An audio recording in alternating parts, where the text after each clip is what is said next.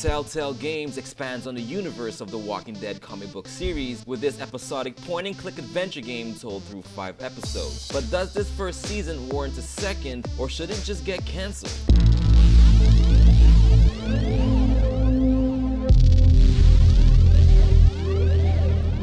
Welcome back to the GamerNerdz, everyone. This is Dinx, and today I'll be reviewing The Walking Dead, released by Telltale Games. Now, in this day and age, it's really hard to find a point-and-click/adventure game. If you've grown up playing video games, in particular on PC, you should be more than familiar with Maniac Mansion, The Dig, Full Throttle. So I was really surprised to see that Telltale Games would take a chance to release a tried-and-true point-and-click adventure. Now, not only have they succeeded, the story, the setting, the characters really sets this game apart, and all the awards that The Walking Dead has won are absolutely warranted. On top of having a very successful title release, Telltale Games has also done the very first true implementation of an actual episodic title. Released in the same year, Valve, we're looking at you, we still really want to play Half-Life 2 Episode 3. Now, if you follow the comic book series or the very popular TV show, you have a general idea of what's going on. The state of Georgia has been overrun by the dead. In this case, they're called walkers, maybe they're Atlanta Falcons fans. You take the role of a man named Lee Everett. He's a convicted murderer on his way to prison, and naturally things don't go as planned.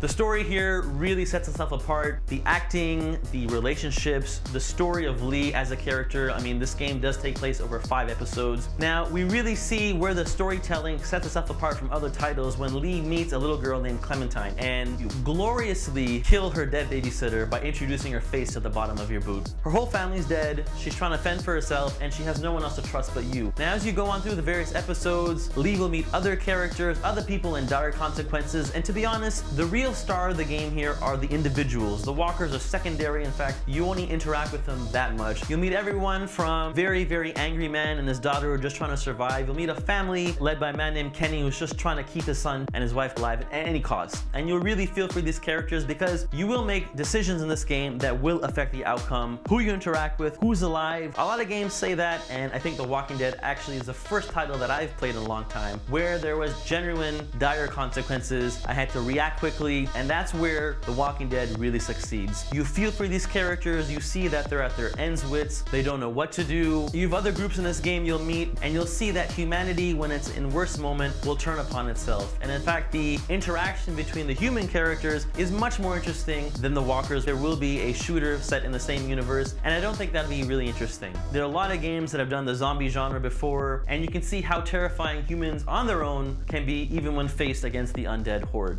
Now, as you play through the episodes, you move from a small Georgia town where Lee first crashes all the way up to Savannah, Georgia, hoping that there is some salvation. Now, naturally, things don't go as planned, and again, you, the player, makes the decision. I can't stress enough how successful Telltale Games was at delivering a very epic, heartbreaking story, and you will have to make decisions that you probably don't want to. There are timers at a lot of the quick time events, and it's option A, option B. If you don't, maybe everyone dies. And I personally cannot wait for The Walking Dead Season 2, which will be released this June and will follow the same episodic format. The Walking Dead has won many accolades. It's totally warranted. If you want to play something with a great story, great characters, if you're tired of bald space marines and you really want to see interaction, voice delivery, and genuine decision making, you absolutely must play The Walking Dead. At its core is a point and click game. Your left stick will be to move your character around within the environment, and then your right stick will be to move the reticle. Now, there'll be certain items you can interact with, very basic puzzles, and a lot of the action sequences are quick time events. If the story wasn't so strong, or if the characters or the interaction or the decisions you make weren't so great, to be honest, this game wouldn't be that fantastic. There's a lot of very genuine, frightening, and exciting sequences, and a lot of the decisions you'll make will affect your character Lee directly. The gameplay aspect, I mean, it works, but the gameplay itself, it's kind of clunky sometimes. I'm a little bit disappointed that a lot of these expansive environments have invisible walls, and you'll see a lot of animation issues, in particular with Lee. The Walking Dead follows the exact visuals as the comic books. In fact, you'll see the pseudo cel-shaded graphics engine, and for the most part, it does its job. There's characters are bright, there's a lot of detail. Sometimes some of the environments are way too dark. I had to turn the brightness up my TV, and it's still difficult to make out what's happening, but you have an on-screen indicator to tell you what you can interact with. There's a mode that doesn't show this to you, so if you want a bit more challenge. And if not for the visual glitches, walkers will get caught in walls, sometimes people will teleport, some NPCs in the background will do funny things. For the most part, it's a pretty game. They made the translation from comic book to a video game a little too literal. A lot of times you will see the cel shading coming directly off a character, so they're shoulders are very defined with like brush strokes and stuff. I don't know if it's a visual thing, but they could have done without. The other aspect of the AV now is the voice delivery, and this is probably one of the best parts of The Walking Dead. The character Lee is voiced superbly. In fact, a lot of times when you have to make some very, very strong decisions, the voice delivery is top-notch. Your little sidekick slash adopted daughter, Clementine, also has fantastic delivery, and in particular in episode 5, you'll meet a secondary antagonist and have a normal conversation. It's probably one of the best scenes in the whole game. Once you play it, you'll understand what I mean. The music plays a strong part. There's a lot of highs, a lot of lows. Obviously, when you're being attacked by walkers, the music swells up, it creates tension, and even in some scenarios where you're potentially safe and you have walkers banging at the door, there's still a lot of atmosphere created by the music. It is pretty easy to tell that I fell head over heels with this game. Aside from a few technical glitches and maybe not the strongest visual presentation, the story alone, the experience, The Walking Dead is absolutely fantastic. You can buy all 5 episodes at once at a retail title. It does harken back to the great day of adventure games on PC, and it's episodic and it works. Telltale Games, you got a new fan here, and I'm really looking forward to season 2.